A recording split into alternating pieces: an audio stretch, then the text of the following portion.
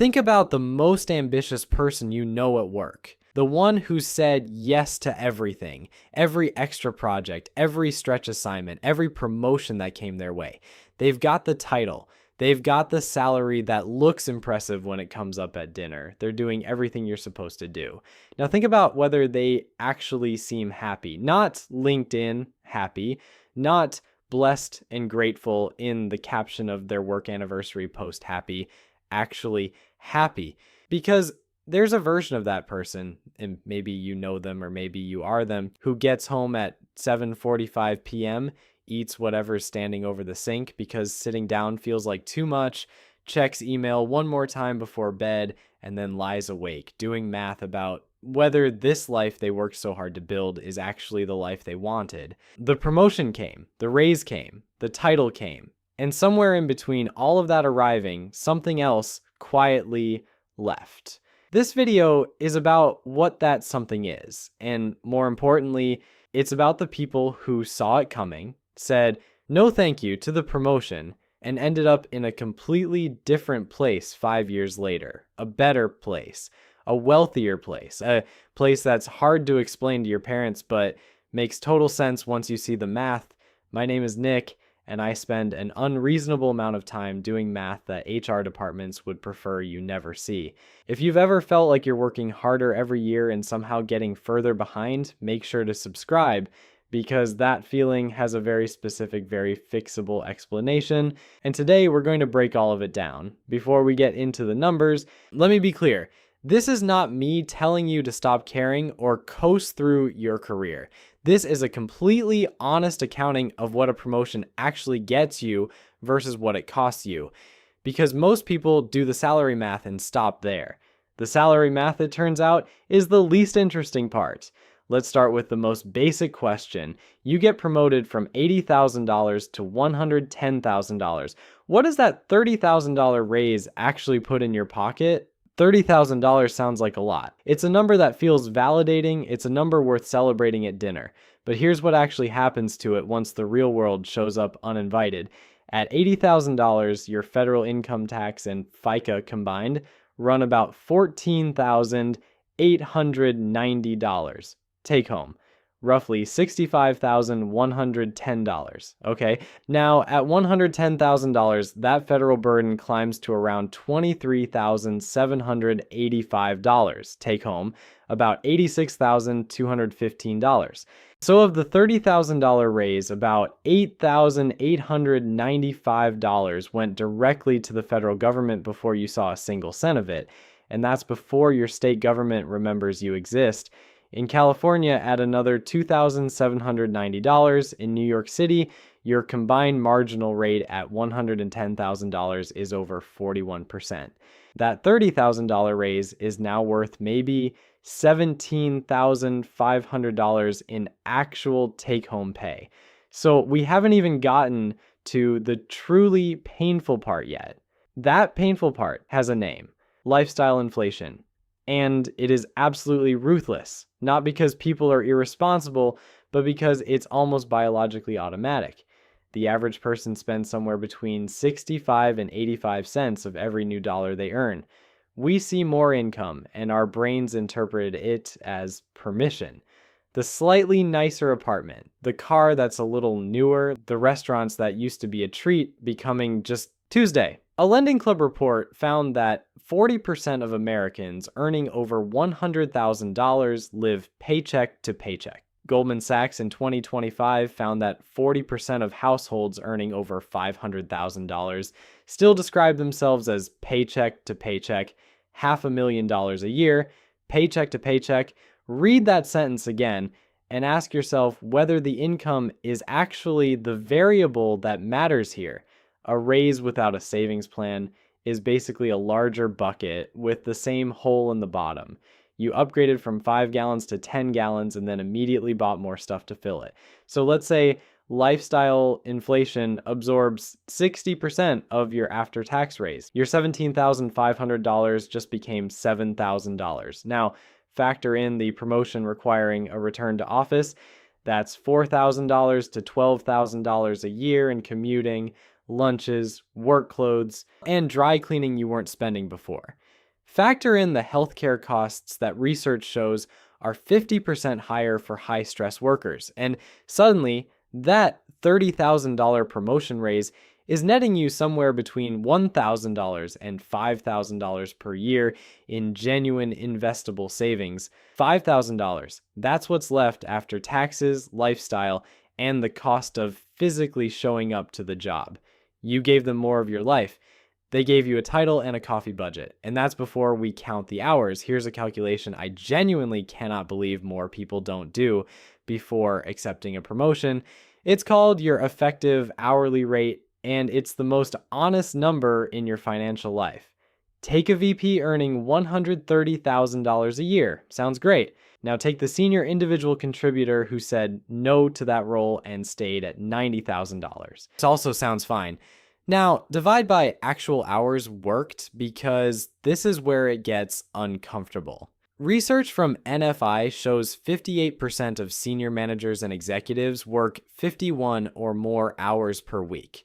Harvard Business School tracked 27 CEOs across a full year, 60,000 hours of data, and found they averaged 62.5 hours weekly, including nearly 4 hours on weekend days and 2.4 hours while on vacation, which isn't really vacation anymore. That's just working in a nicer shirt.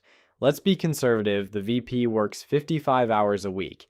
At $130,000 a year, $2,500 per week, that's $45.45 per hour.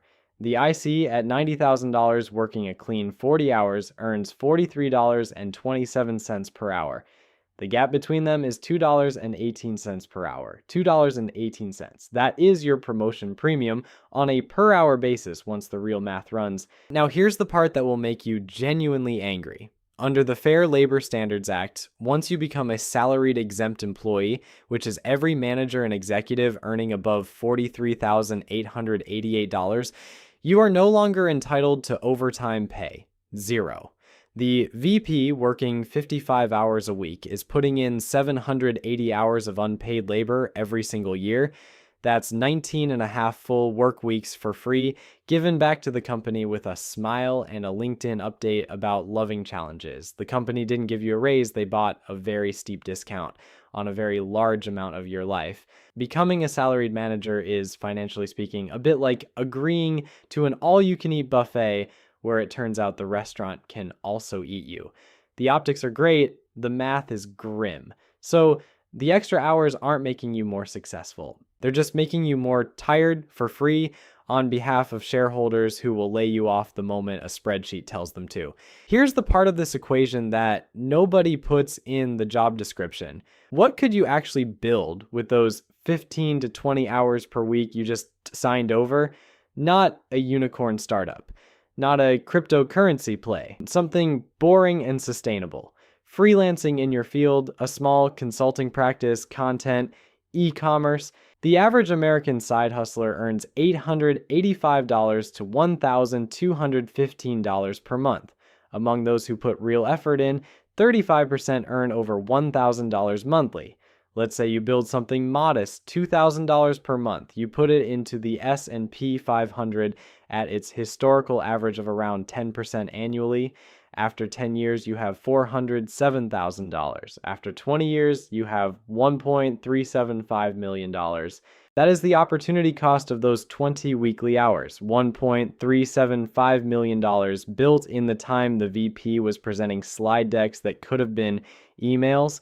The IC who kept her 40-hour week and her side income isn't earning less than the VP. She's building more. She just can't see it on a business card.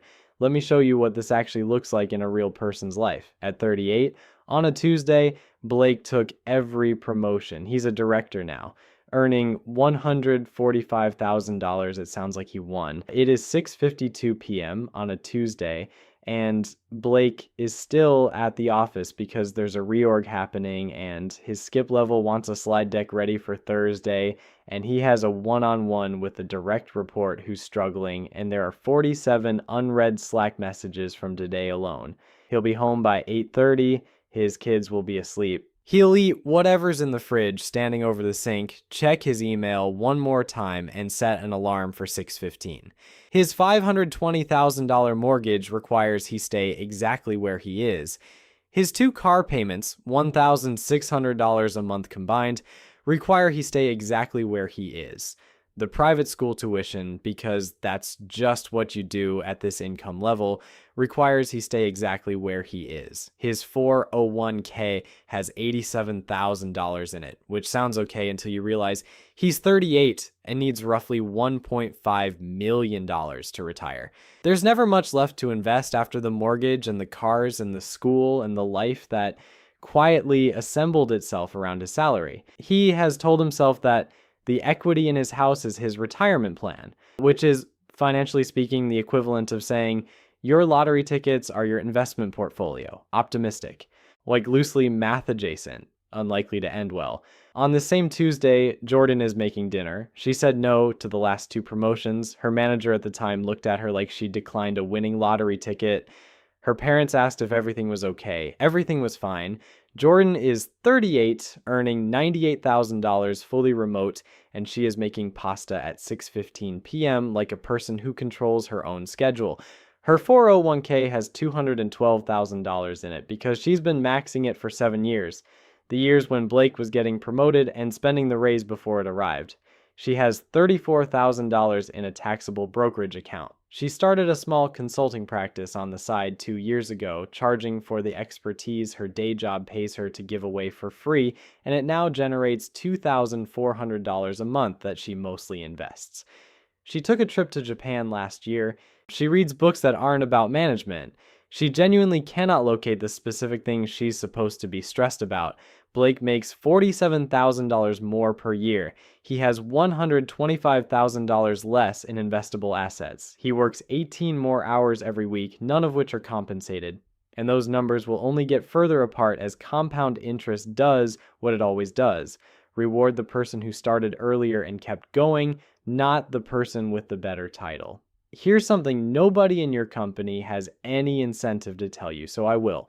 The promotion system was not designed to make you wealthy. It was designed to make the company productive.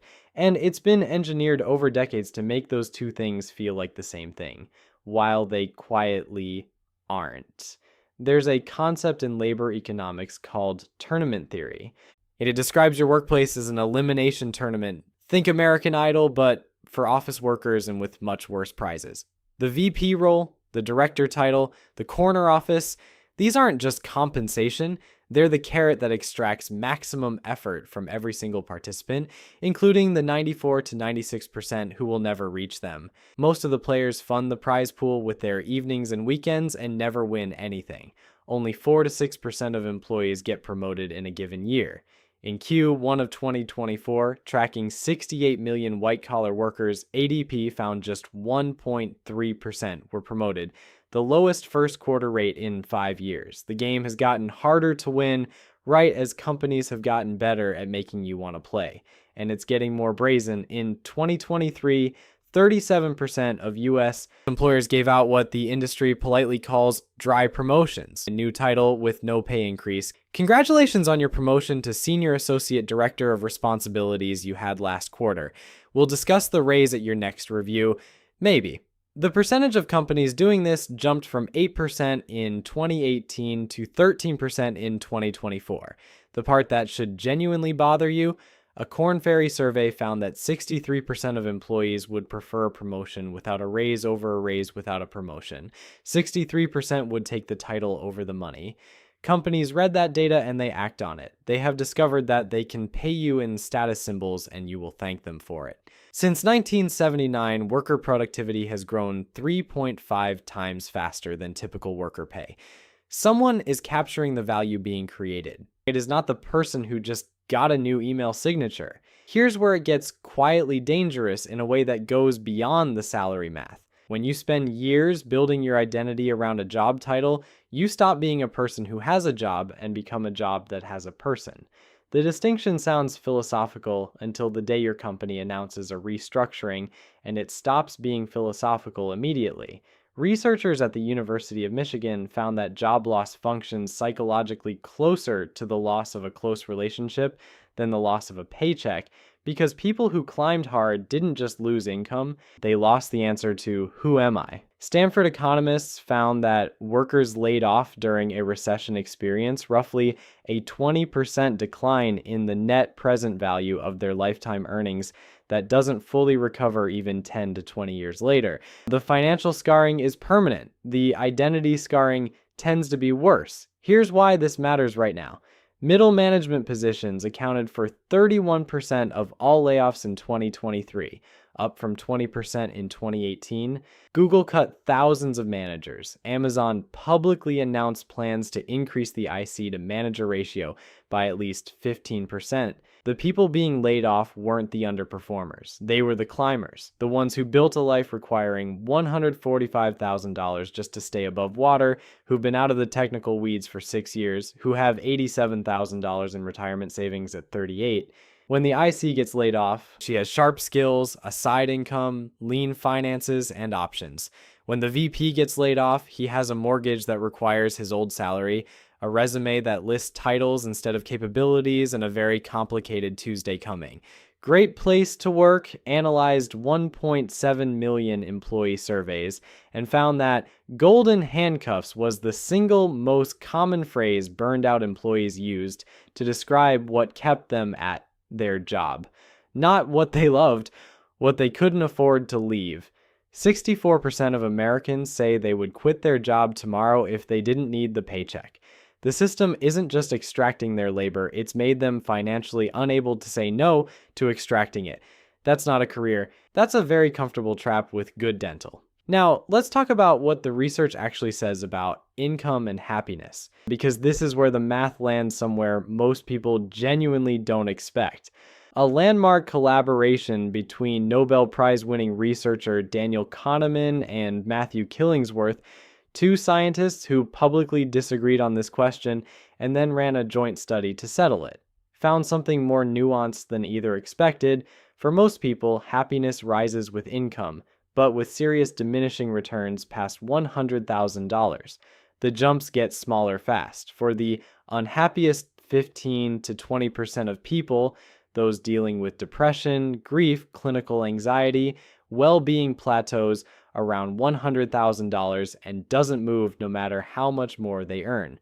Money cannot fix those things. It can make them more comfortable. It cannot make them better. Meanwhile, an Empower survey found that Americans believe they need $284,167 per year to be happy. Millennials estimated $525,947. The research says the real threshold is somewhere between $100,000 and $200,000 for most people.